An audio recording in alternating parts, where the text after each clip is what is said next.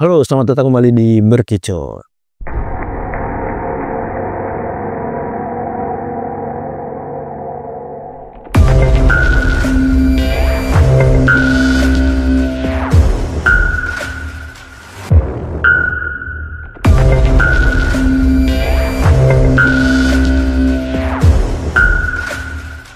Kembali lagi bersama gue Bang Dol yang udah lama banget kangen sama Ninja ya kan, bro. Apalagi kalau bukan kita di segmen intis nih teman-teman. Nah, kali ini gue nggak sendirian. Baik lagi gue di segmen intis kali ini ada Mpometa kayak di belakang kamera nih biasa nih. Nah, gue juga kadang mau kenalin ada ikonik dari Berkicot ya, namanya si Kicot nih. Ini bebek sedak nih, ini yang belakang kamera nih, untuk belakang kamera. Jadi itu ya Halloween gitu, tema-tema Halloween gitu. Yep. Yang mewakilkan yang serem-serem lucu gitu kan, sesuai lah cara yang Berkicot ya kan. Berkicot juga serem-serem tapi lucu gitu. Nah, sebelum kita ngebahas nih, jangan lupa di like, comment, subscribe ya, karena kita lagi berjuang untuk 1000 subscriber pertama dong ini dalam segmen pemain. Kalau udah 1000 udah tenang aja ya. Bantu supportnya yuk. Gue udah setahun nih tolong 1000 nih, bantuin di komen, di like nih, di share nih. Nah, kita di segmen kali ini, Po. Yep. Nih sebelum kita masuk ke pembahasan nih, gue mau cerita dulu nih, Po. Lu kemarin tuh sempet kayak baca berita nggak sih? Kayak berita viral gitu, perihal usaha dari pemerintahan nih yang mencoba untuk memberantas judi online, Bu.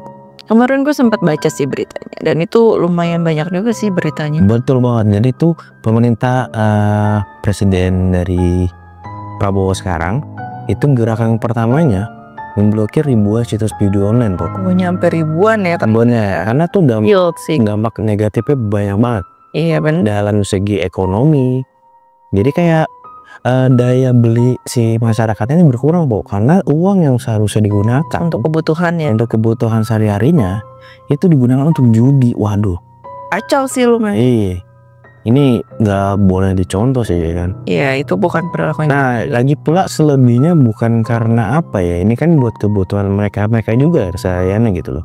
Kalau bukan dari uang itu yang kalian hasilkan, mau makan dari mana? Iya. Dan ada. Nah, jadi Banget. iya nih, Po. Jadi nih, Po, efek negatifnya itu yang tadi gue sebutin, daya beli si masyarakat Indonesia ini makin menurun karena uangnya tuh udah nggak ada buat ini. Selebihnya, gue juga kemarin sempat baca berita bahwa tuh pasien rumah sakit jiwa tuh melonjak. Oh ya? Bener kok. Gara-gara judi online? Iya, karena bawa gangguan jiwa. Kenapa dia bisa gangguan jiwa, Po? Karena tuh beberapa orang yang memainkan judi online ini tidak segan-segan, Po, untuk meminjam duit nih di pinjaman online nih, pinjol ya.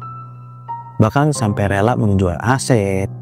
Nah, bahkan juga sampai uang di bank ini nih, rekening ini habisin tuh, nggak peduli dah besok gimana, kayak bodo amat gitu. Obat tuh. Nah, jadi tuh setelah mungkin hartanya habis terkuras dalam judi ini, jadi pada sending. Gitu loh. Mungkin karena aduh gimana nih caranya lagi ya kan, udah nggak punya apa-apa tapi masih tergiur untuk main kayak gitu. Jadi tuh gue juga sampai nggak habis pikir itu, sampai segofil itu. Bahkan juga mohon maaf ya, ada beberapa berita juga yang korban dari pemain judi ini, korban dari judi online ini itu sampai mengakhiri hidupnya, kok. Ya tidak sedikit sih ya. Bener. Ada juga kemarin yang belum lama ini ada berita-berita yang dia di pohon gitu ya kan. Nah itu, aduh, amit-amit ngeliat kayak tenyum. Nah, jadi ini, Po, efek dari judi online ini kan mereka kan pada krisis lah keuangan mereka masing-masing. Iya benar. Daya belinya. Nah, maka dari beberapa orang ini, Po, itu mencari cara, Po, gimana sih caranya untuk bisa memulihkan ekonominya dia lagi gitu. Apa itu, Bang? Karena kan udah terjerat utang nih, utangnya di mana-mana, dia pinjol, dikejar debt collector dan lain-lainnya gitu. Pastilah. Dan untuk beli makan pusing dong palanya. Iya dong, mau pecah nggak sih? Itu, Po, dia ini cari cara nih, gimana caranya nih gue bisa dapat duit gitu tanpa minjem-minjem lagi gitu. Nah, akhirnya para korban dari judi online ini beberapa orang itu memutuskan untuk mengambil cara atau menempuh ritual pesugihan, Po. Sampai ada yang ke ritual pesugihan Iya, itu, Bang. karena kan gini, Po. Pesugihan itu menjanjikan harta gitu ya. Wah, yang banyak gitu. Dan bahkan melebihi dari kebutuhan dia nih. Kayak gitu. Makanya itu beberapa orang ini memutuskan untuk mengambil langkah pesugihan lah. Ngeri juga ya. Yo, kayak gitu. Tapi sebelum gue bahas nih, Po, gue pengen ngasih tahu nih, Po, pesugihan itu adalah serangkaian mitos atau ritual yang dipercaya yang bisa digunakan untuk memperoleh kekayaan secara instan gitu. Nah, biasanya dengan bantuan entitas atau makhluk goib gitu. Jadi kayak baca mistis kali ya gitu. Kayak tidur. Banyak sih yang Kayak gitu-gitu tuh pesugihan tuh. Beda nih, bukan ngepet ya. beda guys. Jadi gitu teman-teman. Nah, jadi katanya nih untuk menjalani suatu pesugihan ini, Po, itu ada berbagai macam, Po. Oh iya, kita juga pernah bahas kan sebelumnya di episode itu sebelumnya. Iya, jadi tuh ada beberapa macam caranya, tempat ritualnya. Iya kan, cari syarat-syaratnya tuh. Benar. Beda-beda tuh, karena tuh kalau katanya tuh jenis pesugihan tuh ada banyak. Iya, dan yang nggak hanya cuma untuk kekayaan atau uang gitu ya, Bang. Lebih banyak lah pokoknya jenisnya gitu. Nah, kebetulan nih, Po, yang kita akan bahas kali ini itu perihal pesugihan Gunung Kawi, Po.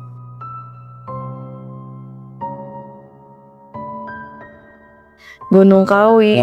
Gue tahu sih, Bang, namanya Gunung Kawi, tapi nggak pernah tahu sih itu udah di mana, bentuknya kayak apa. Nah, sama itu. Kalau gua juga belum tahu tuh.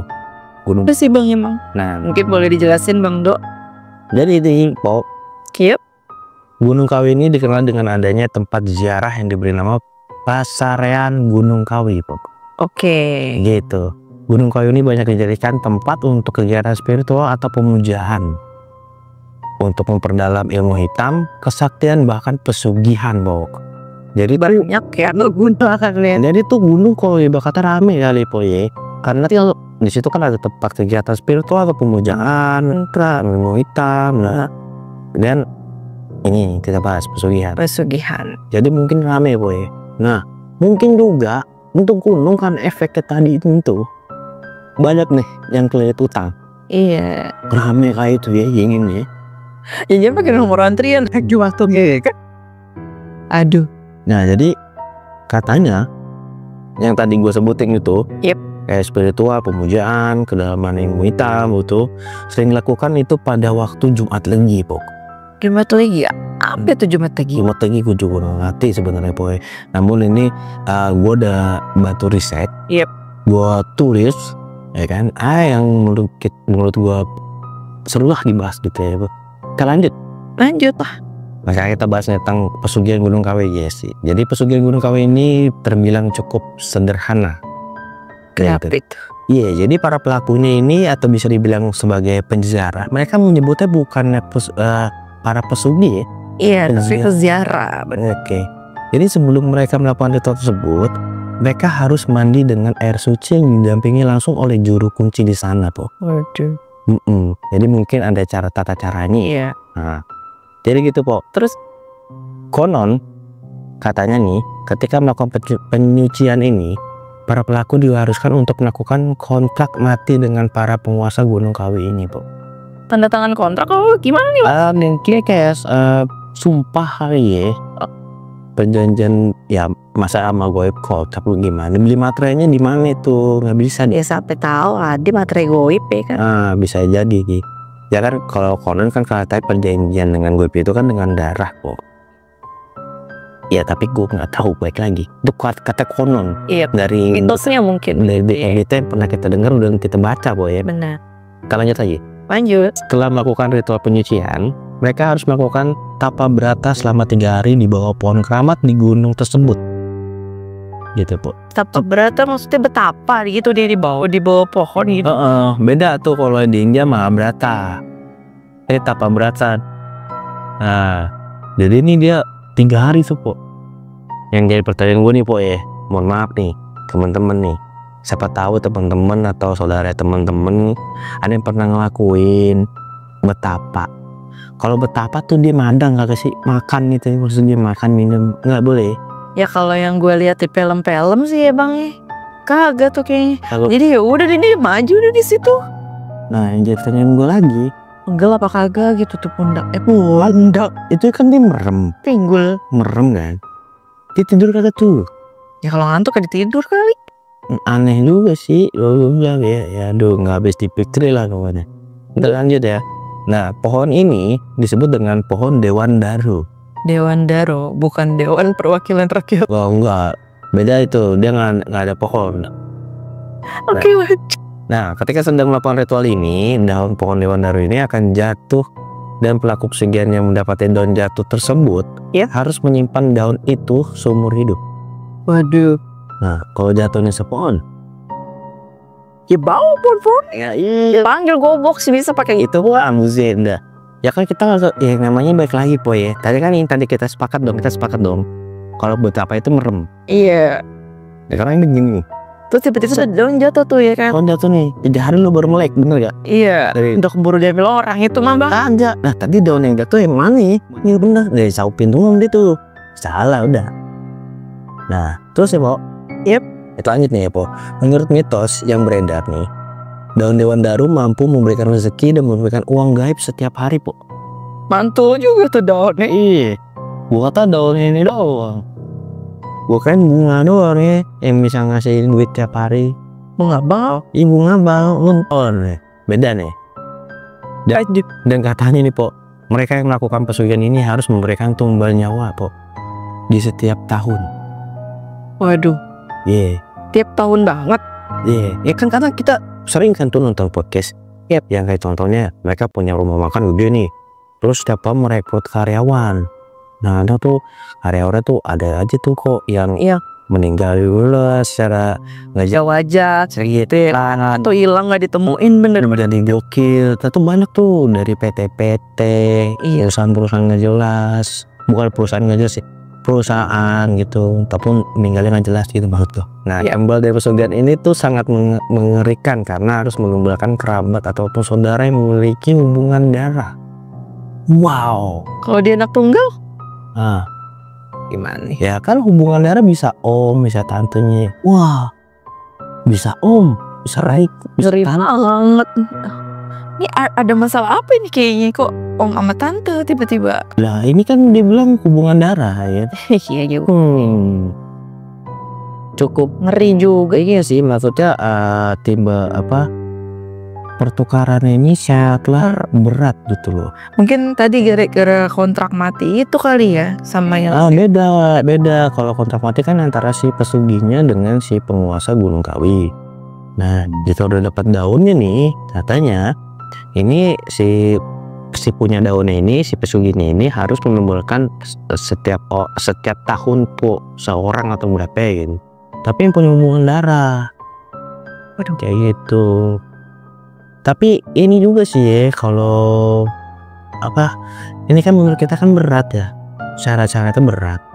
Namun ini kan dari riset ini kan pesugihan yang menurut data riset itu sering dilakukan ternyata. Iya. Wow. Pesugihan Gunung Kawi ini banyak dilakukan sama banyak orang lah.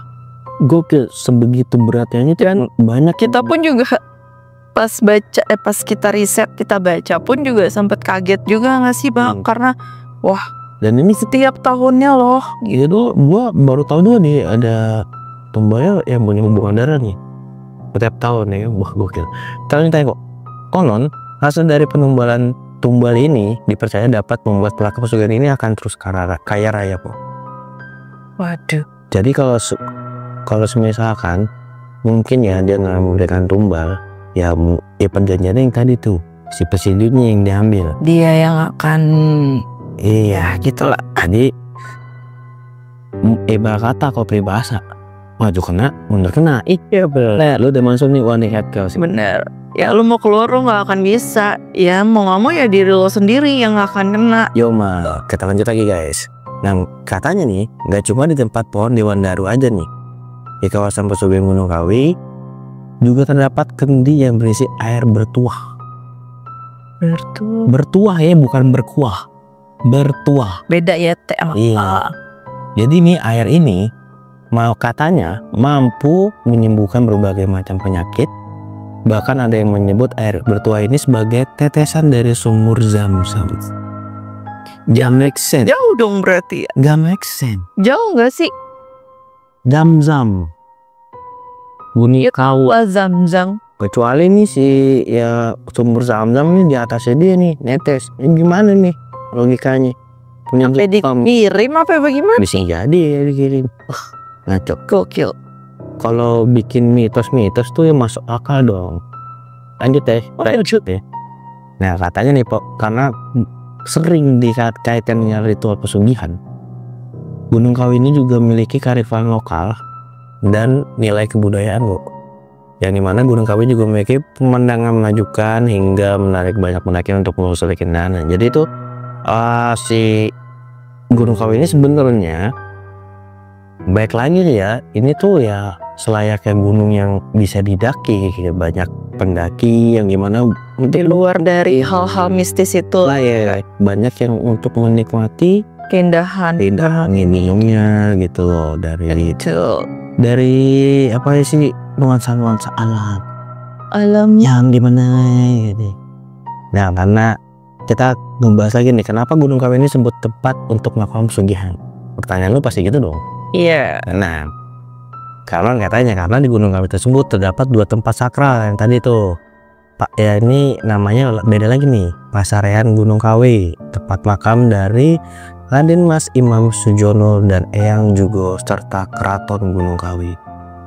Wow, jadi ada 2 makam keramat ya teman-teman. Yep. Makanya dari mereka tadi, mereka nggak menyebut dirinya ini untuk sugih, Iya. melainkan peziarah. Aku sebagai peziarah. Ya tadi itu peziarah. Nah sekarang kita akan ngebahas untuk 2 tempat tersebut nih, yang dimana tadi ada Raden Mas Imam Sujono dan Eyang Jugo serta Keraton Gunung Kawi. Namanya panjang ya. Wah, Panjang ya. namanya, tapi namanya walaupun panjang, kayaknya tuh bener-bener cuma namanya dia doang gitu. Kenapa ya kalau dulu kayak gitu ya? Iya. Keren lah gitu. Ya niru gitu. Zaman sekarang nama Adit banyak banget, Adit, Andi, Lando juga. naik anjing aja anjing. Nah, kita akan ngebahas di Pasarean Gunung Kawi dulu nih. Jadi, Pasarean Gunung Kawi ini merupakan salah satu tempat yang dimana Raden Mas Suryo Kusumo dan Kiai Zakaria II atau Eyang Jugo dan Raden Mas Sujono ini bersemayam. Mohon maaf nih teman-teman nih, namanya panjang udah. Kalau salah nyebut mohon maaf. Nah, Kiai Zakaria II atau Eyang Jugo ini kita nyebutnya Eyang Jugo aja lah ya. Eyang Jugo. Ini merupakan kerabat dari Keraton Kertosuro yang juga menjadi pengawal pangeran Diponegoro pada masa penjajahan Belanda kok. Ini sudah cukup lama ya. Ya, jadi kita selain membahas mistisnya, kita juga harus membahas yang jadi tuh kita balut dengan satu video inilah biar ngerti ya. Oh. Jadi yang juga dikenal sebagai pendakwah nih, kayak Kiai, kan Kiai Zakaria II nih. Berarti karena namanya kepanjangan, ya gue nyebutnya yang juga aja lah, ya. Biar lebih gampang ya guys ya. Biar gak kepleset. Karena nama orang misalnya ntar gue disomasi. Licin kali. Selain itu, yang juga mempunyai kemampuan untuk mengobati penyakit, po. Sakti ya. Ya namanya undang dulu katanya kan bagi bendang, po. Iya. Kalau misalkan tuh ilmu sampai sekarang ini mobil kagak laku, terbaik. Iya bener. Teleportasi. Nah, namun pada tahun 1817 Masehi tepatnya di Senin Pahing tanggal 1 Selo Eyang Jugo dinyatakan wafat atau meninggal dunia. Lama juga. Wih, sentepnya sih kan, dapat datanya nih, keren nih. Sampai harinya dapat. Katanya jenazahnya dimakamkan di sisi selatan Gunung Kawi atau dikenal dengan Pasarean Gunung Kawi. Jadi itu Pasarean Gunung Kawi ialah makam dari Eyang Jugo. Eyang Jugo. Jadi gitu teman-teman ya. Pada area Pasarean ini juga didapatkan makam dari Raden Mas Imam Sujono yang merupakan murid sekaligus anak angkat dari Eyang Jugo. Murid dan anak angkat terus nih combo. Yo. Nah, Nah ini kan namanya panjang nih, gue manggilnya Raden Mas. Boleh. Jadi ini si Raden Mas juga ikut membantu Pangeran Diponegoro pada masa penjajahan dan juga melakukan babat alas dengan pengikut dari Eyang Jugo. Babat alas itu artinya kayak, kalau nggak salah alas itu hutan ya. Babat, kalau babat setahu gue ya isi perut. Menyusuri hutan sambil membersihkan hutan lah. Kalau ngikutin bahasa Indonesia nggak jelas, cuman kalau mungkin bahasa Jawanya menelusuri hutan ya. Kalau babat setahu gue isi perut. Alas ya itu kan Pakai kuah santan nggak? nah itu soto babat, Enak lah. anjing aja anjing nih. Nah katanya nih teman-teman, di dekat makam tersebut juga terdapat pohon Dewandaru yang tadi, dan pohon ini percaya merupakan pohon keberuntungan. Pohon keberuntungan ya. Di sini nih banyak, mungkin ada orang banyak salah kaprah ya, wah nih bisa sugih gini-gini nih kan. Ternyata katanya di zaman dulu nih pohon keberuntungan katanya teman. Iya benar. Nah pohon ini juga tumbuh tepat di depan pasarian Eyang Jugo, tepat. Jadi di depan makam ya udah itu pohonnya dah gitu. Nah katanya juga menurut orang-orang yang berada di kawasan Gunung Kawi ya, pohon ini merupakan pohon keramat. Nah yang ada di pasarian tersebut nih katanya, konon katanya jika betapa di bawah pohon ini dan sampai kejatuhan buah, daun atau benda lain dari pohon tersebut harus dibawa pulang menurut orang sekitar gitu. Nah katanya itu akan mendapatkan keistimewaan, contohnya bisa jadi kaya raya, mendapatkan apa yang diinginkan. Jadi kayak mungkin kejatuhan nih, aduh gue kayaknya pengen mangga nih ya, mungkin langsung dapat gitu, karena kan ada yang digendong gitu. Iya masa ini gue kayaknya apa ini, lanjut aja deh. Lanjut lah. Nah tapi nggak semudah itu katanya teman-teman, karena Apa itu? apapun yang jatuh dari pohon Dewandaru itu tergantung dari niat dan keikhlasan dari batin seseorang yang melakukan pertapaan di bawah pohon tersebut. Oke. Jadi kalau orang yang bosenan nggak bisa nih.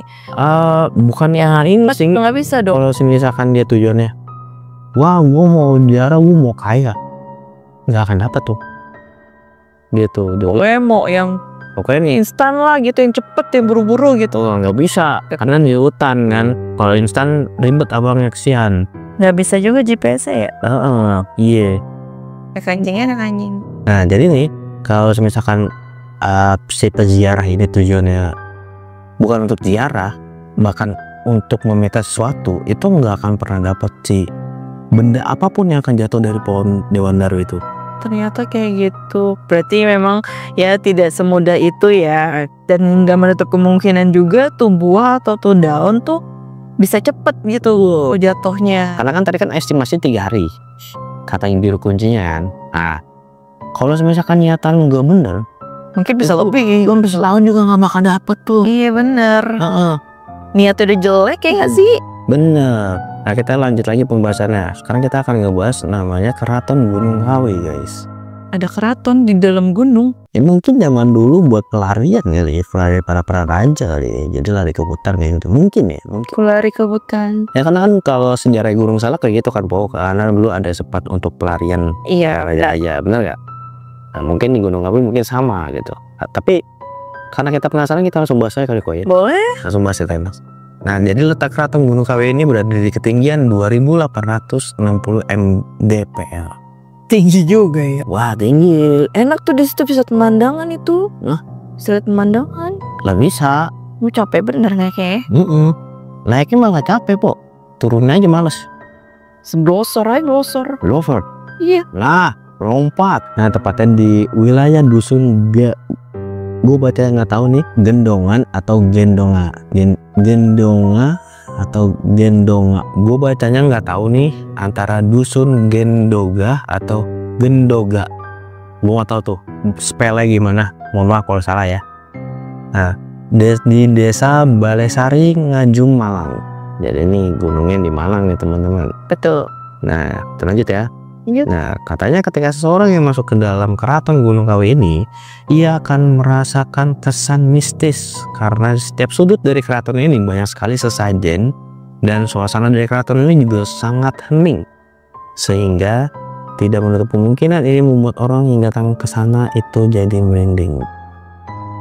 Jadi masuk ke keraton itu nggak ada orang, hening, terus bau dupa tuh, bau sajen. Bau sajen, aduh.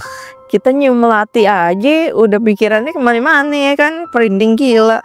Apalagi ini, aduh. Jangan mati po, kalau misalnya ada kayak angin-angin nyawatnya kita langsung. Ya nggak sih, langsung curiga gitu. Iya sih.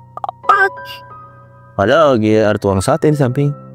Ngapain bang? Ngeliat. Tanda mulu nih. Lanjut ya. Lanjut Pak. Nah jadi keraton itu sendiri nih, keraton si Gunung Kawi, milik dari Prabu Sri Kameswara. Prabu Sri Kameswara. Iya. Siapa itu dia? Nah katanya beliau itu seorang pangeran dari kerajaan sendiri yang beragama Hindu. Berarti ini udah tua juga nih kerajaan Hindu ya. Yuk. Ya itu aja tadi 1817 Masehi juga sih. Benar. Oke. Kuat juga nih dia bikin keraton di atas gunungnya. Kita lanjut. Oke. Nah konon katanya setelah sang Prabu selesai bertapa di tempat itu, ia berhasil menyelesaikan politik di kerajaannya. Gue ngerti masalah politiknya apa antara milih nomor 1, 2, 3, gue gak paham dah. Nah pada saat itu petilasan Prabu Sri Kameswara yang berada di ketinggian 700 meter itu telah digunakan sebagai tempat pengujian dan praktik pesugihan. Kurang ajar nih yang guna ini. Keraton dibikin buat pesugi. Ini kan buat orang ya Gak ada otak memang. bener-bener. Lagi juga siapa juga yang nyebarin isu kalau di situ bisa pesugihan gitu loh. Tapi kalau ada yang ke situ termasuk orang yang berani juga ya enggak? Maksud gue logikanya gini po, ya kan? Ya ini kan dia agamanya Hindu nih. Iya. Ya itu untuk mungkin kayak beribadah, baca mana gitu loh. Nah setelah dia selesai bertapa di situ, mungkin untuk nyari ilham kali, nyari apa sudah dapat bisikan dari Tuhan lah gitu. Ini gimana cara saya masalah gue dia betapa? Oh begini gue kasih tahu nih, hidayahnya udah dapet gue nih, berkata dia balik nih, kan? Nah jadi itu berhasil menyelesaikan masalah politik tadi tuh. Ya, dibilangnya sih masalah politik. Nah, tapi setelah dari itu kan dia pulang tuh. Terus siapa nih yang bilang tempat itu jadi pesugihan? Mungkin ada orang, itu kan tadi ada permasalahan politik ya. Mungkin ada orang yang gak suka sama dia gitu dan berencana mungkin untuk menjatuhkan gitu. Jadi dengan menjelek-jelekan atau menyebarkan isu bahwa si keraton ini tuh bisa jadi untuk tempat pesugihan. Mungkin sih kayak gitu, tapi kan kita nggak tahu juga ya. Jadi ini penjelasan komplit proyek karena nanti dari judi online, efeknya ke masyarakat apa, terus si korban yang mencari jalan pintas seperti apa, dan dari data ya riset untuk sampai saat ini pesugihan Gunung Kawi itu menjadi salah satu pesugihan yang favorit dan banyak dilakukan oleh banyak orang. Yup. Dan dimana tadi kita bahas pesugihan ini persyaratannya sangatlah berat, yang dimana harus mengembalikan nyawa dari seseorang, yang dimana seseorang ini harus punya ikatan darah. Iya, dan itu lebih luar biasa. Sebenarnya untuk menyelesaikan masalah itu gampang. Stop judi udah kelar. Iya itu benar sekali. Iya, sadar diri aja lah. Iya, orang udah gak punya duit masih ya. Udah miskin judi anjing ah. Mohon maaf ya, nomor sedikit. Nah jadi gimana po kesan lo po untuk pesugihan Gunung Kawi ini? Menurut gue sih cukup menarik ya, dan cukup buat kaget juga sih. Maksudnya dari pembahasan pesugihan-pesugihan kita yang sebelumnya kan ya mungkin pesugihan-pesugihan di umumnya lah gitu ya, yang beberapa mungkin kita tahu gitu. Dan kalau dari pesugihan Gunung Kawi ini kan gue juga baru tahu ya kalau dia harus melakukan beberapa ritual kayak tadi, terus sampai harus ada tumbal tiap tahunnya. Udah gitu tumbalnya pun juga harus menghilangkan nyawa dari seseorang gitu, dan jadi mana kerabat atau saudara gitu. Benar, tapi di sini pesugihan yang dimana sangat fatal. Pesugihan ini tuh sangat mengerikan. Kenapa? Pertama, lo harus perjanjian dengan si penguasa Gunung Kawi. Yang pertama, dengan ikatan darah. Nah kedua, setelah lu menjalankan ritual itu, lu setan harus menyerahkan tumbalnya. Iya bener. Nah terus konsekuensinya kalau lu nggak nyerahin tumbal, lu yang hilang. Iya. Gitu. Dari lo sendiri yang akan diambil sama tuh makhluk. Jadi jangan coba-coba untuk memasuki apa itu yang namanya pesugihan, karena tuh efeknya itu cepat atau lambat itu akan lu rasain sendiri lah. Dan itu akan rugiin diri lo. Ngeri banget ngeri. Iya. Dari masalah yang buruk udah kelam, udah parah banget nih masalah utang, jangan lu perdalam lagi nih pesugihan nih. Itu buruk. Udah cukup dah, itu sian mak lu, sian ini. Aduh. Dan bini lu deh, cukup ya. Stop ya guys. Ya, mungkin cukup sampai sini dulu nih penjelasan dari pesugihan Gunung Kawi, karena menurut gue ini udah kompleks banget. Dari ya sejarahnya di Gunung Kawi, terus Tuh. katanya persyaratan itu banyak, nyata yang ngerikan gitu loh.